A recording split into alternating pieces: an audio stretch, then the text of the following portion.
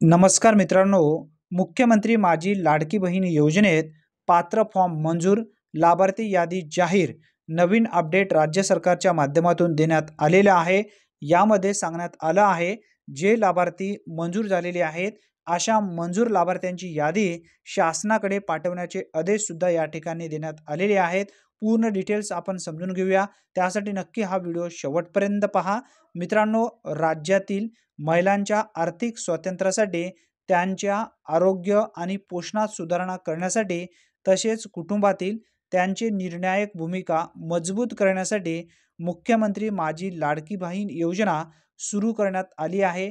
या योजनेची प्रभावी अंमलबजावणी सुलभतेने होण्यासाठी ज्या जिल्ह्यात विधानसभा क्षेत्र विकास समिती गठीत झाली नाही किंवा विधानसभा क्षेत्र समितीकडून पात्र लाभार्थी यादी अंतिम झाली नाही, अशा जिल्ह्याची यादी जिल्हा अधिकारी यांनी पुढील कारवाईसाठी शासनाकडे पाठवावी, असा स्पष्टपणे उल्लेख या ठिकाणी करण्यात आलेला आहे.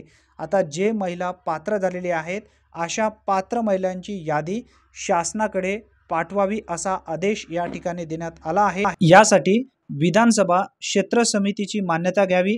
जर समितीची मान्यता घेण्यास समस्या असतील तर जिल्ह्याचे पालकमंत्री यांची मान्यता घ्यावी, अशा सूचना जिल्हा अधिकाऱ्यांना देण्यात आल्या आहेत.